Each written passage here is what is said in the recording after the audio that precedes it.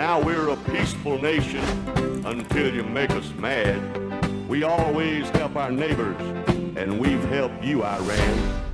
Anniversary retrospectives on the hostage crisis in Iran. Before I introduce our speaker, I just want to make a couple of remarks. We have received a couple of emails. One was from an Iranian woman who protesting that why, as is usual with Munk Center, you have all these Americans and Canadians, but you're not inviting any Iranians to speak here.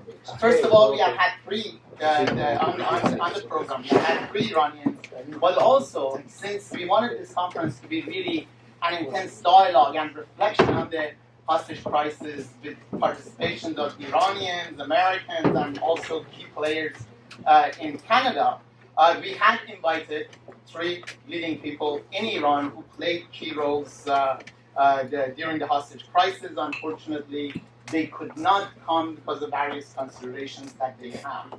So it is a great honor that Mansour Farhang, who served as Revolutionary Iran's first ambassador to the UN, accepted our invitation and he came here, having a program that went on till last night about 12 o'clock or so, and we finally that he was deeply committed, but because of the great person that he is, he generously put himself in this difficult position and came here.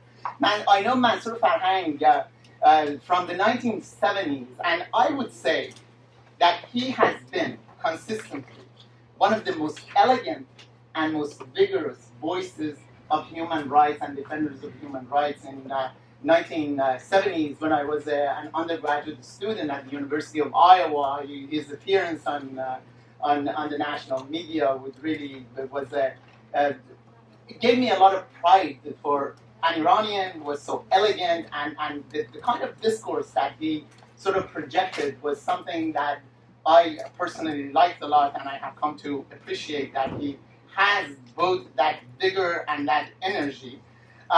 Those of you who know Mansour Farhang, he not only served as Iran's ambassador to UN, but he also worked on the UN Commission of Inquiry, and it was because of the Iranian government's refusal to accept the UN's Commission of Inquiry that he resigned and returned to US. Thank you very much. I'm honored to be here, and let me just first say at the outset that my ambassadorship was very much like getting a jaywalking ticket in Arizona desert. It was a likelihood, but it was exactly the same thing. The hostage crisis, as you have been discussing it yesterday and today, and I have done vast amount of reading about it, it's one of those complex human events that the more you study it, the more you're fascinated by various dimensions and variables involved in it, and then it becomes literally impossible to reduce these variables to the kind of propositions or the kind of statements that one could be reasonably satisfied with and understanding. The more I read about it, the more fascinated I am with the depth of complexity. I wrote an article about this situation under the title of U.S. Policy Toward the Islamic Republic of Iran, a case of misperception and reactive behavior that I published, that if you're interested in it from looking at it at least from one subjective view of a kind of academic analytic treatment of the topic, that's what I have done. And I'm not going to do this. And the reason, Mohammed, we were in Oxford together last April, and over dinner we had a conversation when I told him about the personal story, which I have never talked about it in public. And he said, well, we have this conference, and you come here and share your personal experience. And that is really my motive in being here, and I hope you won't be bored. Let me say my involvement was, I was 16 years old when Mossadegh was overthrown, and under the influence of my brother, who was a medical student at the time, and also my father, who was involved in pro-Mossadegh activities, I became interested in politics. And after the 1953 coup, both my brother and father lost interest in politics. They didn't want the danger. but for some reason I was sufficiently bitten by the bug that I continued my interest, ended up in the United States in later years after serving in the Iranian army for 18 months as a teacher. And in California, I did my studies, and during the 1970s, 60s, and 70s, I was very much involved also in the anti-war movement. And during these years, I became more and more interested in human rights. And the first time I heard about Amnesty International, I was a student in Santa Barbara, and I didn't know what amnesty meant, so I rushed to the dictionary to learn the word amnesty. I had not read the Universal Declaration of Human Rights. So that was the beginning of this. During the 1960s and 70s, I was involved in human rights activities and defended people like Ayatollah Montazeri, Rafsanjani, and more than anyone else, believe it or not, Lajavardi, who turned out to be the butcher. Amnesty actually chose him as an example, and God knows how many lectures I gave in defense of this man who turned out to be an unadulterated criminal as the head of the Iranian the prison system. And during this period, I came to know a number of Iranian activists, including people like Yazdi and Bani Sad and the rest, and also in the early years when I was involved as a student in high school in the third course, Nilusavam Khalil Maliki's group, I also had a good number of people in that the kind of social democratic formation in Iran. So my contact with these people continued, and I was super excited about the revolution. When the revolution came, I was dreaming about its success, day and night, and it finally succeeded. I became the kind of a spokesperson for the revolutionary movement in the U.S. media. And in April of 1979, I was teaching in Sacramento, California. I got a call from Ibrahim Yazdi in Tehran, who had just become foreign minister. He said, we are very close to re-establishing a relationship, a diplomatic relationship with the United States. Would you be interested to serve as Iran's ambassador in Washington? Totally out of the blue. And I said, Ibrahim, I'm an American citizen, and I have no aptitude or appetite for that kind of work.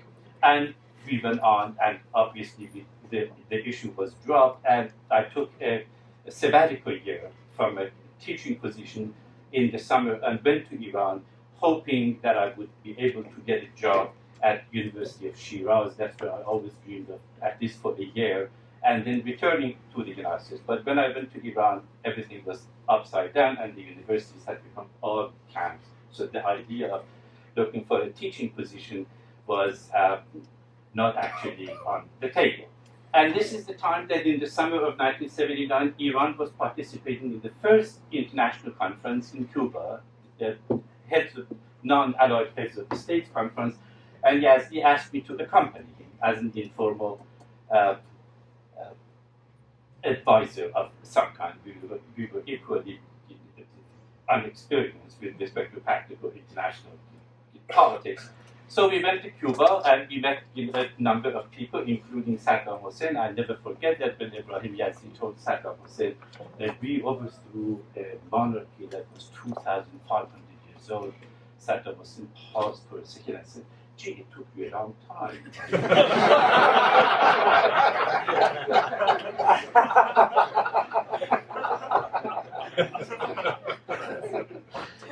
And from there, after that, it was the General Assembly meeting. I wrote a speech for Yazdi in Havana, and then we came here and started working on this. The first UN General Assembly that Iran was participating for the very first time, and this was the time that Bazargan government was deeply concerned about American consideration of permitting the Shah to come to the United States, and they're urging us to contact American officials to dissuade them from doing this because they had anticipated very negative and difficult repercussions.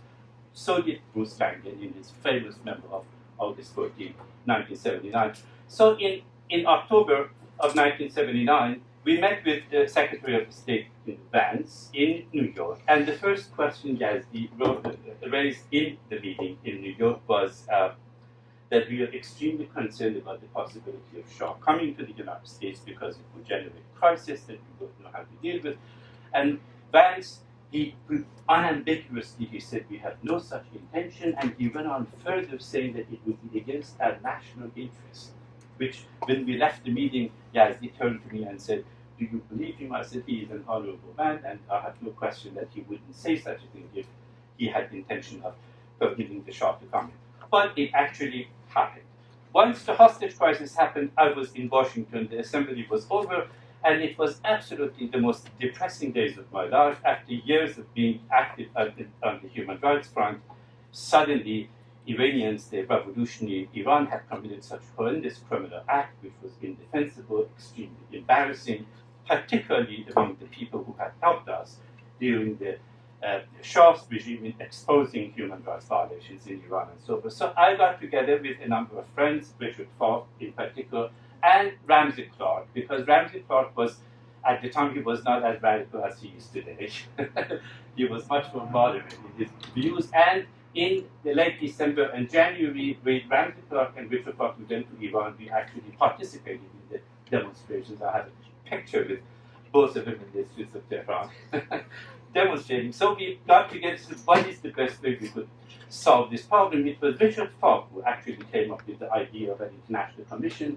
He said, obviously, Iranians are not going to give in so easily, and we need some kind of symbolic gesture for the Iran. If there is an international commission, and this commission actually criticizes the United States for prior intervention in internal Iranian affairs, and request the release of the hostages.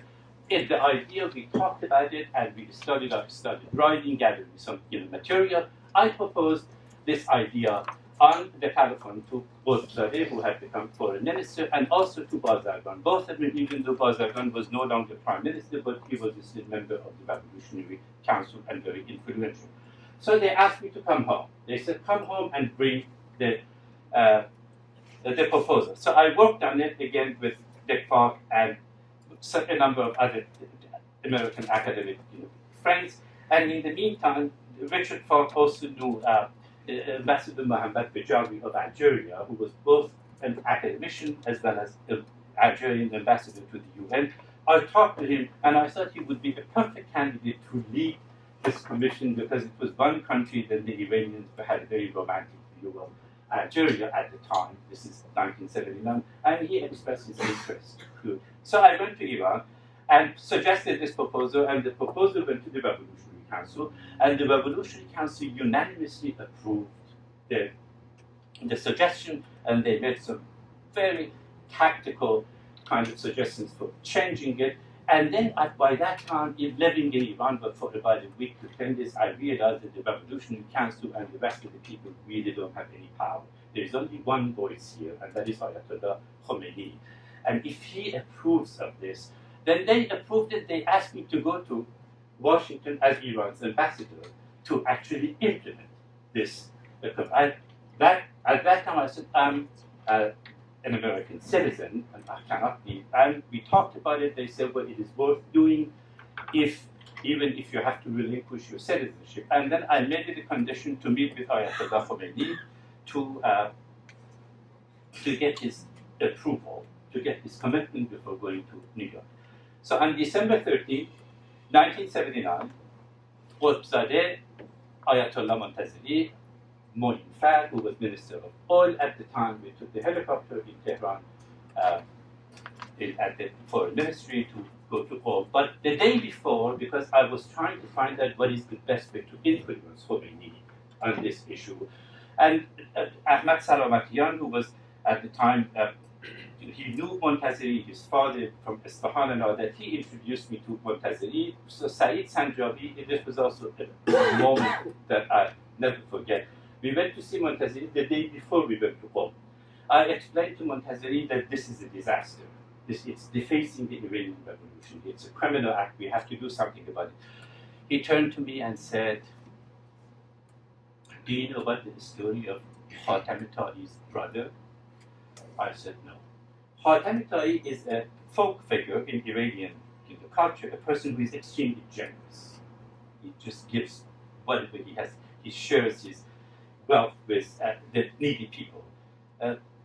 He said, do you know the story of his brother? I said, no, I don't.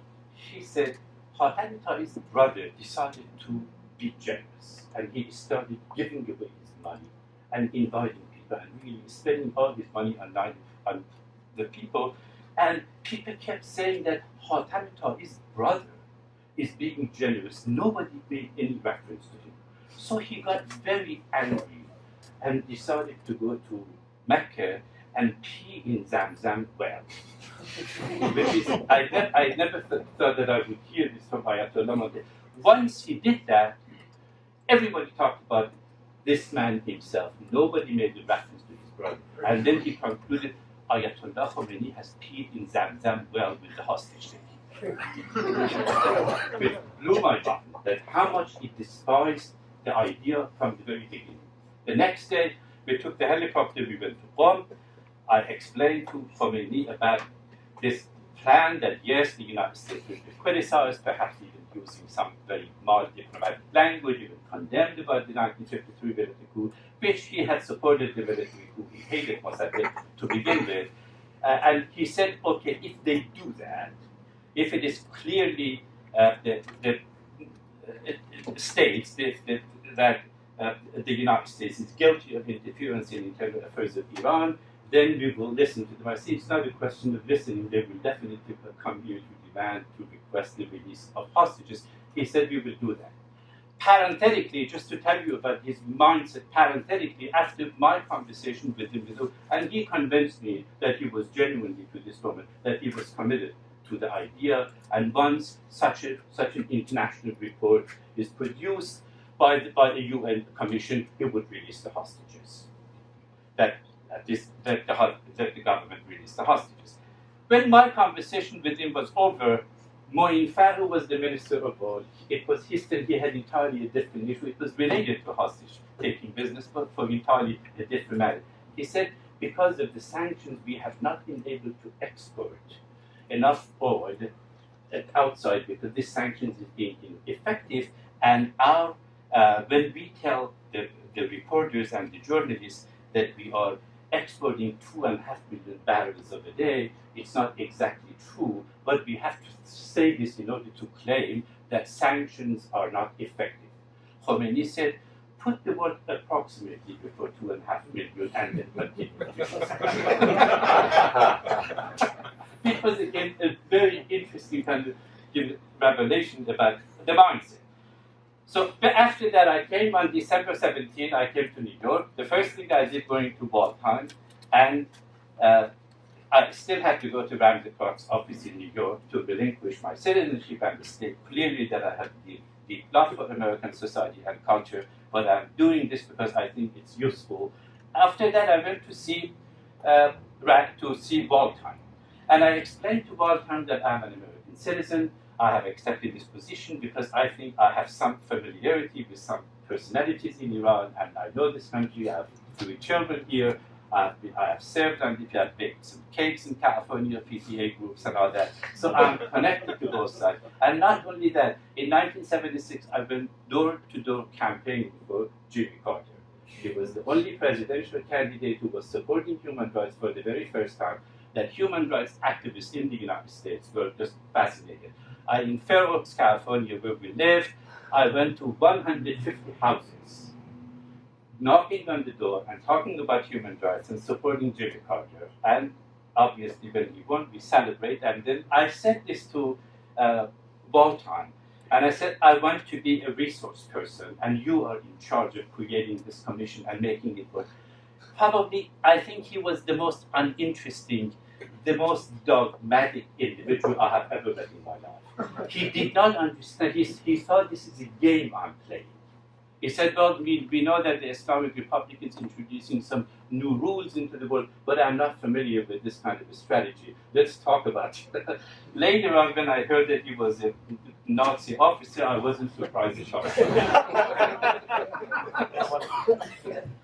So from then, the commission was established, and the commission there were 5 members of the commission. Another member of the commission that joined was the ambassador of Syria. Again, that was a kind of a conscious decision. Syria was another Arab country with some sense of affinity with Iran. And except that in the beginning, Garrison probably remembers, that Ambassador McHenry said, the time is not now. This is in January 1979, and Ted Kennedy is challenging Jimmy Carter in New Hampshire.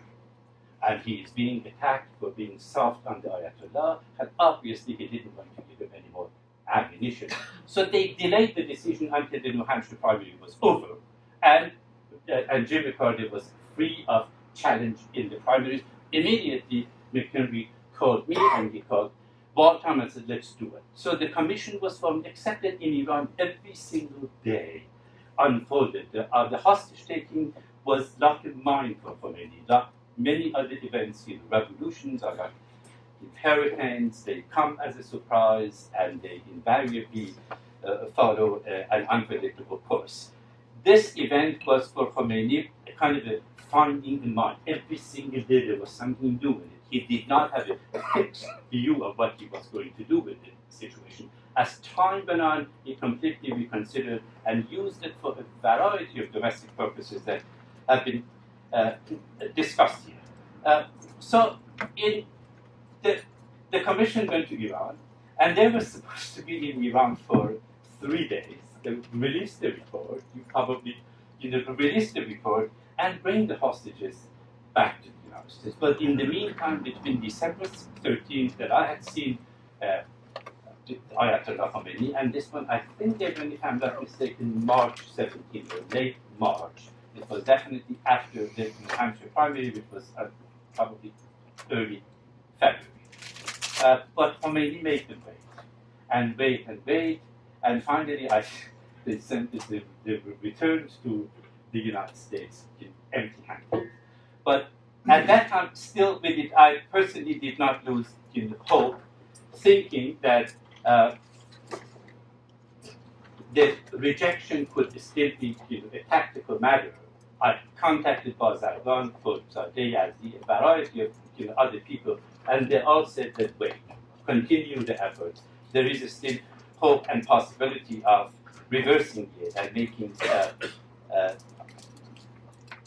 convincing Ayatollah Khomeini that this is in the interest of the revolution and so forth. And obviously they were using a rational discourse with Khomeini, and Khomeini had a very different kind of calculation. At every step of the way, he was involved in calculation.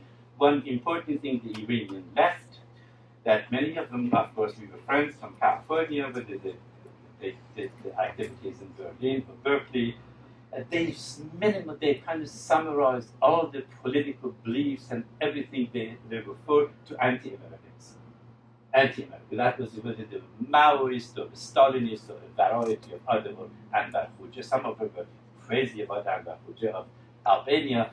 And here, and even though the number was small, but because in the absence of political organizations, in the absence of trained political activists in Iran, the leftist people in the early months of the revolution had a very disproportionate impact on the political atmosphere of Iran. And Bazargan was fundamentally overthrown and discredited by the left. And later on, the right benefited from his downfall. But if we go and study the development of Bazargan's effort, he was not first and foremost the Tudeh party and a variety of other groups. And Khomeini, by the hostage-taking, he completely robbed them of this one single issue they had. I went the early days of the demonstrations before the embassy. If those of you interested, even you could tell by looking at photographs that the people who were demonstrating in favor of the students who had taken over the embassy, they were middle-class people. There were Tudeh party members, Cherikai Fadari Khalq members, all they were fundamentally, and many of those people I knew again from California. But as time went on, and many of them, as time went on, after about a month and a half or so, people changed. these people all disappear, and no sudden Tehran mob, all organized, they come, and even when looking at the pictures or photographs taken around the embassy, you see the class orientation, the sociological makeup of the people has gone through a significant transformation. And Khomeini robbed it. From the standpoint of domestic Iranian politics, it was an incredibly effective instrument, weapon, of discrediting and humiliating the left, that he used it quite effectively. And I would say President Carter, but still I'm an admirer of President Carter. I voted for him and I have the deepest respect for him.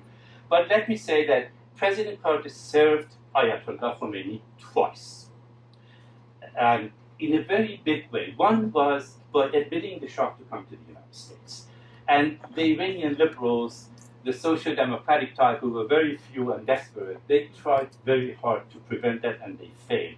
And once he was admitted to the United States, the left was mobilized, and the only way Khomeini could deal with this mobilization, and he couldn't be, of course, to defend the act, obviously, was to create his own movement to counter them. And this is the way it developed, that you have discussed it here. But the second time that President Carter really served Khomeini was the time when he kicked the Shah out of the United States. Nothing could prove to Khomeini about weakness and vulnerability of President Carter than the act of expelling the Shah from the United States. Once he did that, Khomeini came to realize that he is really dealing with a very soft person from his perspective. The predicaments and the difficulties and the strategic, larger issues facing American foreign policy did not concern him. Therefore, in that act itself kind of encouraged him that he could squeeze, he could benefit from this crisis in a more effective and deeper way than he had anticipated in the beginning.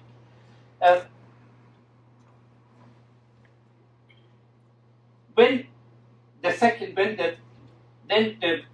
rescue attempt happened on April 25th, I resigned April 26th. I knew that it was completely finished. There was absolutely no way Khomeini would release the hostages to Khomeini. I resigned and returned to Iran when my kids were out of school 2 months later. And in Iran, the issue was Carter bayad beravat. Carter has to go, which was exactly the same slogan they used against the Shah. Shah bayad beravat. Shah has to go. Carter has to go. And it became kind of a mobilizing, not only within Iran, but in the region at large. So it was extremely important for Khomeini to defeat Carter. And contrary to some suggestions, I actually testified before both the Senate and the House committees who were investigating the October surprise business, and I remained committed to the proposition there was no conspiracy, there was convergence of interest. And the convergence of interest was fully understood and appreciated by Khomeini, and the Iranian mullahs, they could make all kinds of deals without leaving a single piece of document behind. Iran and the United States cooperated significantly with respect to Afghanistan. In the early stage of invasion of Iraq, Iran and the United States cooperated to the extent that the American commander in the Persian Gulf expressed his thanks, appreciation for Iranian pastoral, but you're not going to be able to find a single piece of paper, any kind of documentation. This is the oral tradition, particularly Khomeini. He hated any kind of paperwork. Once Ali Reza Nobari, a dear friend, who was also from Stanford, who became the chairman of the central bank, a number of Khomeini's friends, the difference between the official price of currency and the black market was very significant, and a good number of Khomeini's clerical allies realized that this is a good way of making some money and going abroad, and others, they were putting pressure on Ali Reza Nobari to get more and more the official rate of currency for dollars. So Ali Reza Nobari decided to go and inform Khomeini, and they told him Khomeini doesn't really listen to details, he's not interested in economics, economics was for donkeys, as he said. And he wrote a 2-page thing, and he went there, he said, I'm going to read it to him very quickly, he said he was not finished with the first paragraph when the Khomeini got up and left the room. And he is the chairman of the central bank, talking about something really important. So we are not going to be able to find any kind of paper trail on the Iranian side in order to uncover new evidence. But I think there is an immense amount of circumstantial evidence that this convergence of interest was very real, and it was very beneficial. He understood whether the Ronald Reagan and the Bush-Reagan campaign team also, they thought Carter Berabat, they didn't say it in Farsi, but they definitely meant the same thing as Ayatollah Khomeini. So the release, at the end, the release of hostages, I think precisely because Khomeini had a very Machiavellian mindset in every sense of the word. Just giving you another example of the way he, the rationality of the Machiavellian rationality he used in dealing with. When after the Iran-Iraq war started, we give you two examples. Both of them are interesting. When we were going to Cuba, Yazdi asked me to study the Iranian agreement with Iraq with respect to the Arab River. And I studied, I said, this is really something with the interest of Iranian national interest, we should approve this. And the Iraqis were putting so much pressure on us, their ambassador in Tehran, and when we were in Cuba again, do you approve this? And Yazdi said, go and get Khomeini's approval, I asked Yazdi. And then he went to Khomeini and explained to him that this is really, even though the Shah did it, but this is in our interest, and we should say this is an important piece of important agreement, and Iran is committed to it. And Khomeini turned to him and said, when you go to Cuba, and when they ask you what is our position on this, don't say yes, don't say no. Nabegui ari, nabegui na. And then when I asked Yazdi how come, he said, any agreement that is signed by the Shah and Saddam Hussein, he would never sign that. He would never approve that. However, 10 days after Iran attacked Iran, the Iranian foreign ministry issued its statement that the Iraqi attack, among other things, is a violation of the Algiers agreement. And out of my own curiosity, a number of people I knew in the foreign ministry, I wanted to know where did this statement come from, because I had desperately tried in August 1979 to get such approval from him. Then I realized Khomeini's son-in-law, Mr. Burujerdi, who was the culture attaché he was the one who actually brought this statement directly from Khomeini's house, and it was again Khomeini himself who, at this time, after the Iraqi attack on Iran, decided to say, we have to say yes, this is an important and valid international agreement. Or when the Iranian procurement officers realized that some of the spare tires they were buying shortly after the war in Europe, that they were actually coming from Israel. So in order to protect himself, the Iranian defense minister, in order to protect himself, he was an officer from the Shah's period, was killed later on. He went to Khomeini, he was actually a classmate of mine in high school. He went to Khomeini, he said, when there were other people in the room, and said, Imam, I want you to know that the spare tires we have just purchased, they are coming from Israel. And Khomeini said, are the salesmen Israelis? He said, no, they're British, Portuguese, and Italian. He said, we are not religiously obligated to ask him where they get the merchandise. Exactly. That's the mindset of the... So in short, and then I returned to Iran and joined other people who were trying to do something about the advance of the fundamentalists, and went into hiding, and finally left Iran on foot in August 1981. What I want to conclude my remarks, bring it to the least more room for discussion. What I learned from the hostage taking in my personal experience, as well as this experience and this learning process, has been confirmed by a variety of other events over the past 25 years, is that it's a mistake to use ideology, whether it's Islam or anything else, to understand what is going on in Iran. That from the very beginning, Islam was at the service of exercise of power, and the more powerful they became, particularly Khomeini, that the more they manipulated religious texts. The reason they're called holy is because they're full of holes. They support anybody and anything. As Shakespeare said, the devil himself could use the scripture to support his position. It's true in Old Testament and New Testament and the whole on. So there is really no problem. It's very much like Marxism-Leninism. So even though American scholars and journalists are constantly searching in Islamic sources, writing about Islamic foreign policy, it's one of the most preposterous things that I've ever heard. It's not communist foreign policy. It was fundamentally power.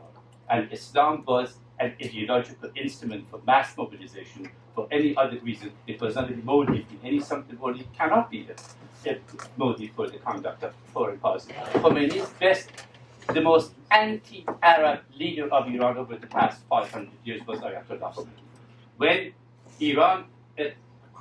When Iraq attacked Iran, Khomeini issued a statement, a fatwa, urging the Shiis of Iraq to rise up against Saddam Hussein, assuming that as a mujtahid, source of imitation, he would be able to issue the fatwa on the Shiis. There was no response.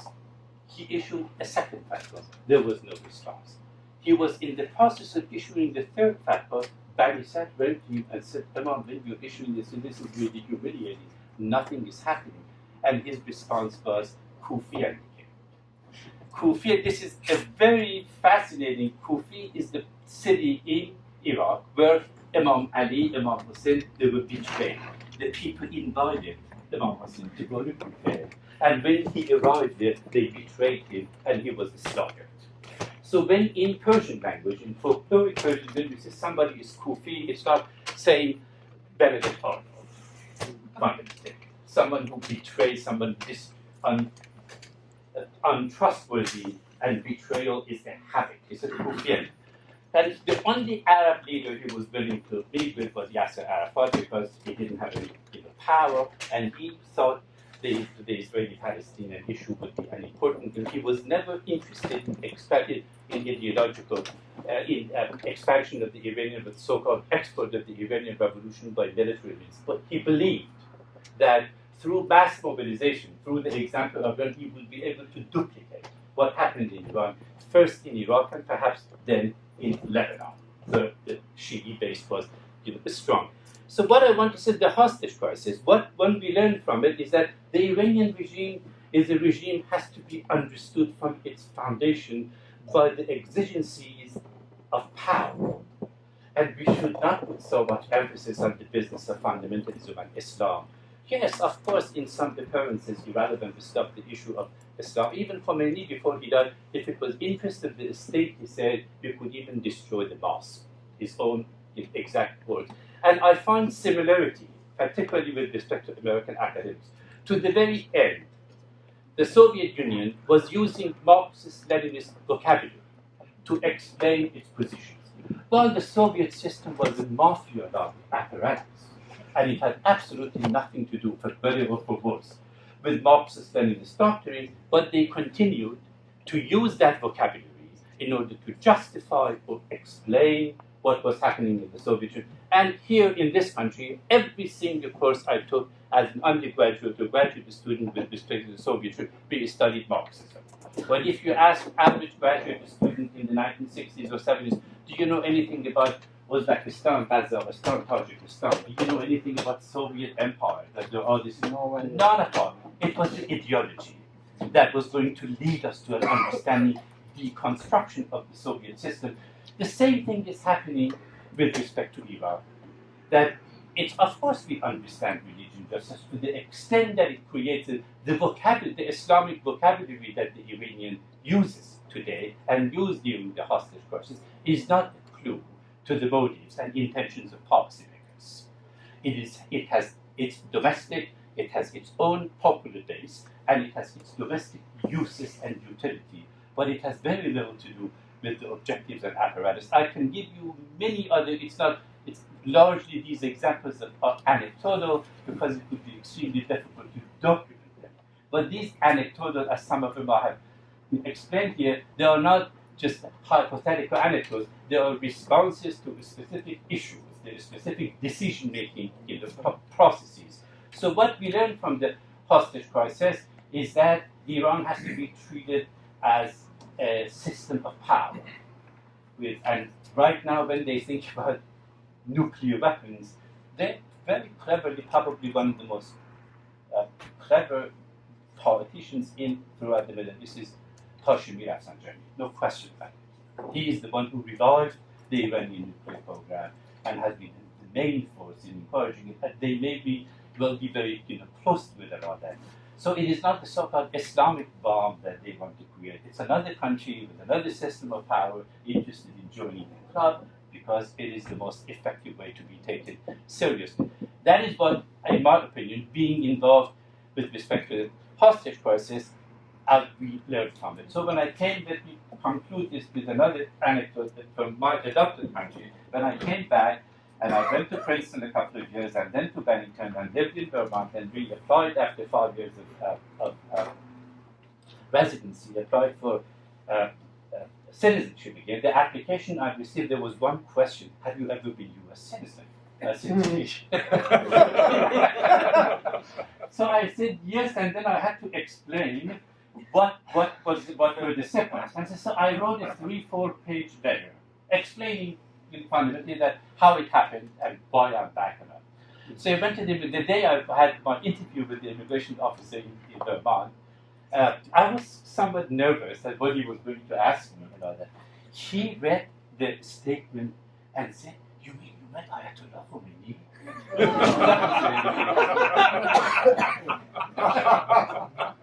That was the end of the interview.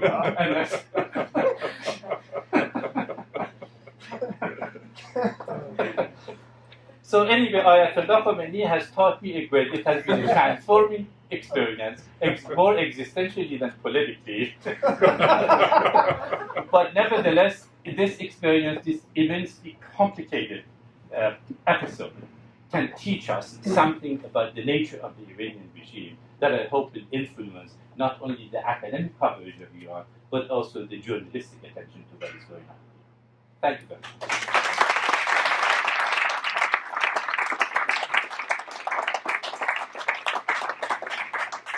Thank you, Professor Farhang. Yes. Well, Mansour, I've known you a long time. I had not heard all of this story. I'd heard bits and pieces of it, but I really thank you very much for sharing that with us. I've just got one very small question. I'm sure other people have more substantive ones. I just wanted your comments on the United States as a training ground for international radicalism. This was, as you said, all of the people who were the most radical on the left and everything else, all were trained in the United States. And I think that actually is true in a lot of other places, including places that are Islamic leadership in Indonesia and various other places. A lot of them trained, especially Berkeley. It seemed to be very good. In the post-colonial, particularly in Africa, there was actually a general understanding that African governments used to say, if you want your students to be anti-communist, send them to Russia to study. and they did, because it was such a racist environment. The African students who were studying Russia, invariably they came back despising the system. And those who came to the United States and Europe, because they experienced a significant degree of racism in various places, they went home radical. I think because of American power and the dominant nature of the imperialist perspective during the 1960s, the third wordism and all that, there is no question that it was a very dominant. Even those who didn't believe it, even those who didn't want to be identified with it, particularly after the Iranian war, there was such an atmosphere that it was very difficult to take a position against it without finding yourself on the defense. Please. I have one major problem with your Can you stand, please? which is the fact that it's completely ahistorical in a sense. You're attributing the whole system to this vague notion of power. You're saying, there's this situation in Iran, they're trying to vie for power and so on. While forgetting actually the historical roots of the entire issue, while forgetting the fact that Iran is a country that genuinely faced an imperialist situation, that had a genuine conflict within it. You know, you were dismissing the entire Iranian left as just a few students from the United States, while forgetting the fact and saying that their main issue was they reduced everything to anti-Americanism.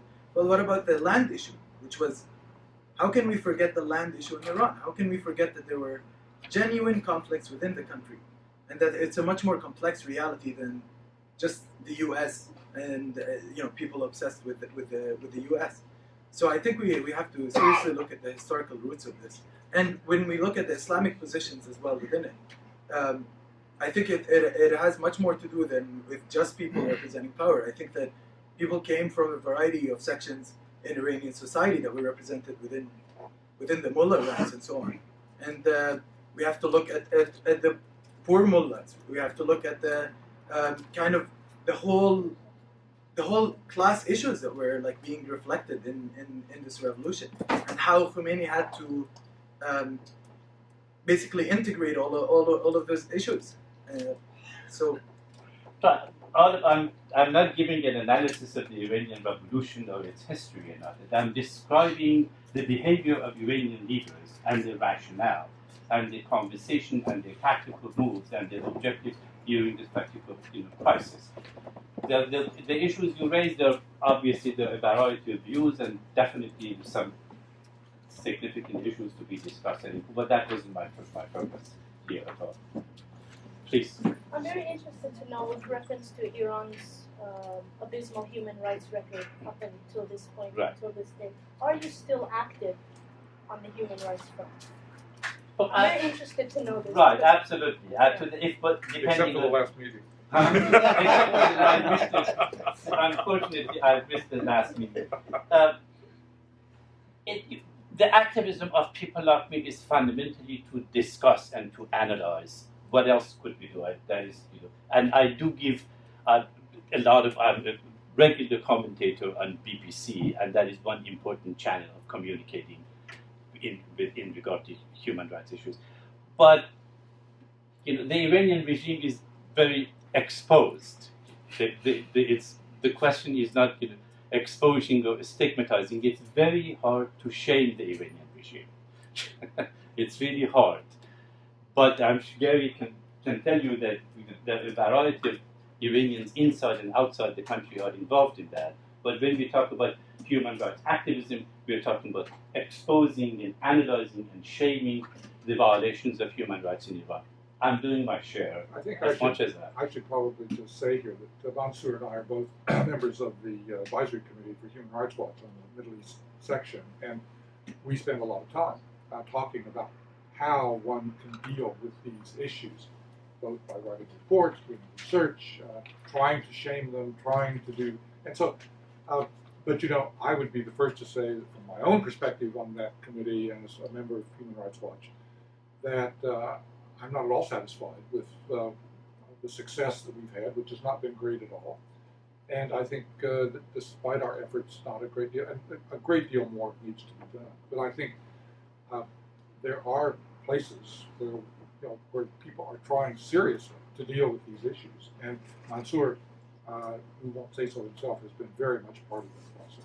What is very hopeful in that regard, for the very first time, that for 25 years before the Iranian Revolution, human rights was hardly an issue in the Iranian opposition context at all, or issue of democracy. Today in Iran, due to a cluster of reasons, the discourse of human rights is very prevalent.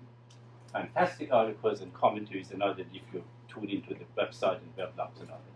And the discussion of democracy in such a way that the writings of Iranian activists and students and people who are on the scene for the very first time, they're extremely interesting, and I learn from them all the time, contrary to the previous kind of writing, which was deeply ideological, and it was canned, and you read the first sentence, you knew what the article was good. Today in Iran, I'm extremely hopeful about the future of democracy in Iran. It's probably, next to Turkey, it will be the second country in the Middle East that will succeed in instituting the democratic norms. I'm very hopeful. Professor Ramzan. Clarification. I hope you're not leaving the impression that in international relations, whenever there are ideas and ideologies, they are simply instruments of power. If that is so, it is reductionism to a dangerous extent, and in fact it would seem to contradict some of the remarks yourself made, because ideas in international relations count. Now, the question of ideology as a mobilization is well known even in the American Revolution. In the American Revolution, the masses were told that when they act against the British control, you're acting with the blessing of the Almighty. And on this there has been volumes written. And I hope what I'm trying to, again, get clarification, that you are not saying ideas are not relevant to international. If there is complete consistency between security and economic interests on the one hand, and ideas on the other, I would say the security and economic interests usually win. The United States is not going to push for democracy in Saudi Arabia, I assume. But if it happens that advancement of ideas, particularly democratic norms, are consistent with security and economic interest, which happens in international relations, then of course the emphasis is on ideas. Because that is, in fact, it gives the foreign policy strategy or a position much more of a humane and attractive when there is consistent. But I don't know of, for example, Marxism-Leninism as an ideology in the Soviet camp influenced Soviet That's obvious.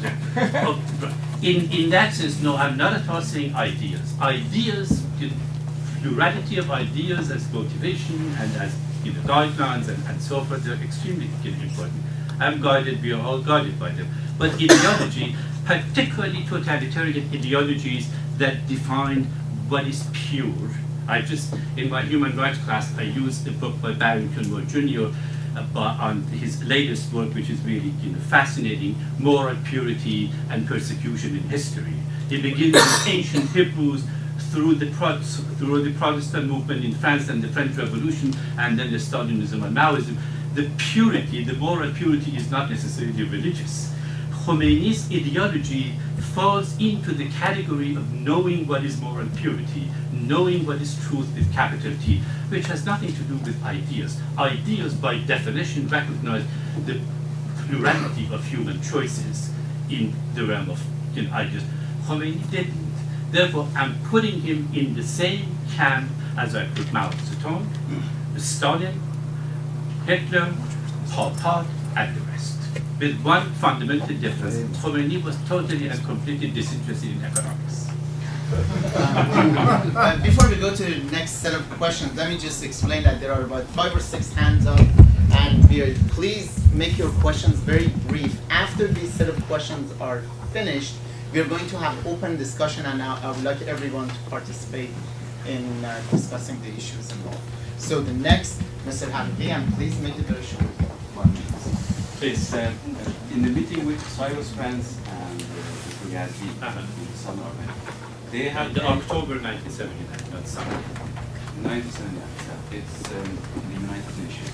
They have a deal with America because Mr. Yazdi told me that Cyrus Vance ordered the chart of the Iranian assets for military tools that they were staying in America.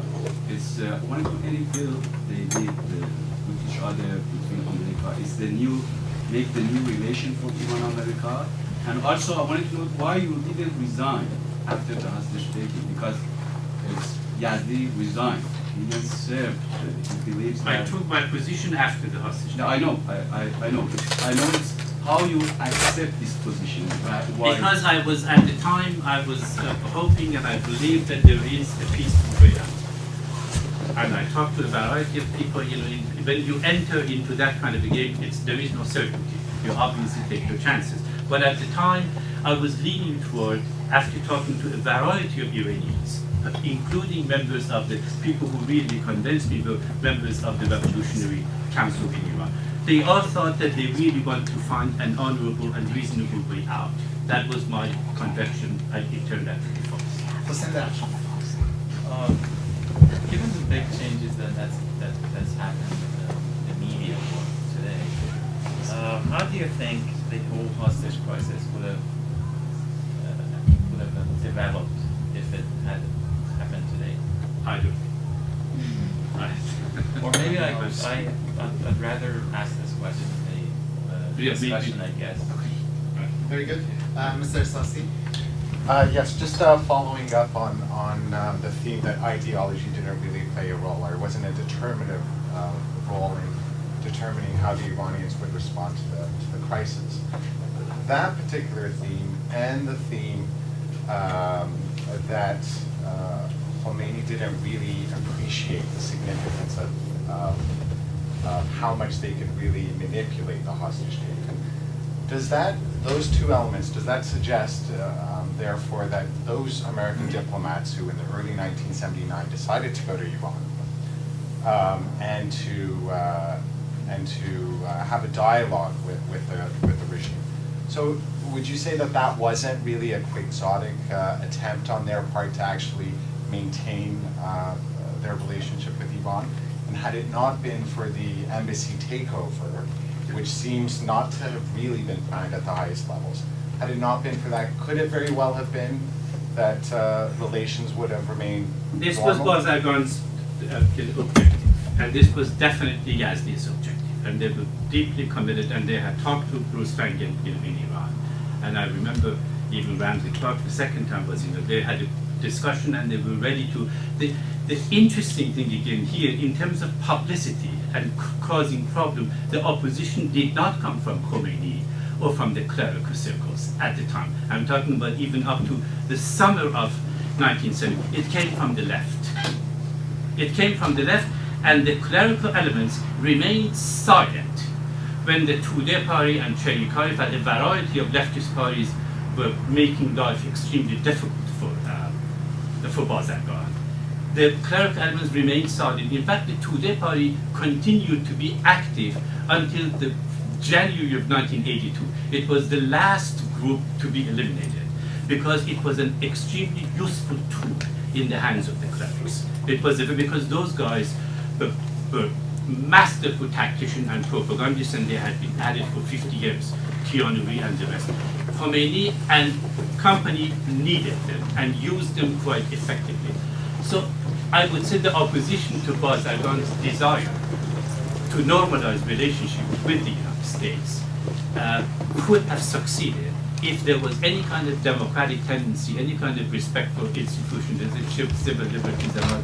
If the Soviet Union had collapsed in 1979, none of that would have happened. The tragedy of the Iranian Revolution is that the Soviet system collapsed 20 years too late.